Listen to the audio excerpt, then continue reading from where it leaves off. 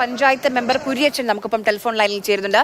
കുര്യച്ചൻ, ഈ ബസ്സിലുണ്ടായിരുന്ന എല്ലാ യാത്രക്കാരെയും നമുക്ക് പുറത്തെത്തിക്കാൻ കഴിഞ്ഞോ? എല്ലാവരും തന്നെ കഴിഞ്ഞിട്ടുണ്ടെന്ന് കണക്കൂട്ടുന്നു. ഒരാൾ മാത്രം അതിന്റെ ഉള്ളിലുണ്ടോന്നൊരു സംശയമുണ്ട്. ഇപ്പം ബസ് ഉയർത്തുന്നതേ ഉള്ളൂ. ബാക്കിയുള്ള ആളുകളെ എല്ലാവരും തന്നെ ഹോസ്പിറ്റലിലേക്ക് മാറ്റിയിട്ടുണ്ട്. ഈ ഒരാൾ ഉണ്ടെന്ന് പറയുന്നത് ബസ്സിനകത്താണോ? അകത്ത് കുടുങ്ങി, വെള്ളത്തിലായിട്ട് ബസ്സിനകത്ത് കുടുങ്ങിയിട്ടുണ്ടെന്നാണ് പറയുന്നത്. അവര് ഇപ്പൊ ട്രെയിൻ ഉപയോഗിച്ചുകൊണ്ട് അത് ഉയർത്താനുള്ള ശ്രമം നടന്നുകൊണ്ടിരിക്കുകയാണ്. എങ്കിലേ മാത്രമേ കൃത്യമായിട്ട് അറിയാൻ പറ്റുന്നുള്ളൂ. ബാക്കി എല്ലാവരും തന്നെ സ്ഥലത്തുണ്ട്. കാണാൻ പറ്റുന്നുണ്ടോ അങ്ങനെ ആള് ഈ ബസ്സിനുള്ളിലുള്ള ആളായിട്ട് കാണുന്നില്ല? ഇല്ല, കാണാൻ പറ്റുന്നില്ല. സംശയം മാത്രമാണ് ഇപ്പം പറയുന്നത്. അങ്ങനെ ഉണ്ട്. അതെ. സാരമായ പരിക്കുണ്ടോ ബാക്കിയുള്ള യാത്രക്കാർക്കൊക്കെ? ബാക്കി ഇപ്പൊ നിലവിൽ അറിഞ്ഞതിൽ വലിയ കുഴപ്പങ്ങളില്ല. സാരമായ പരിക്കുകളുള്ളതായിട്ട് അറിഞ്ഞിട്ടില്ല.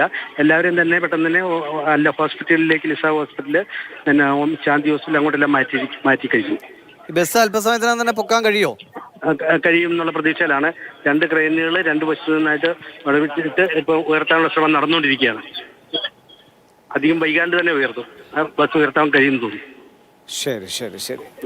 കുര്യച്ചൻ എന്ന പഞ്ചായത്ത് അംഗത്തിന്റെ പ്രതികരണമാണ് കേട്ടത്. അദ്ദേഹം പറയുന്ന ഒരാൾ ഉണ്ടോ എന്നൊരു സംശയം മാത്രമാണ്. പെട്ടെന്ന് ആശങ്കപ്പെടരുത്.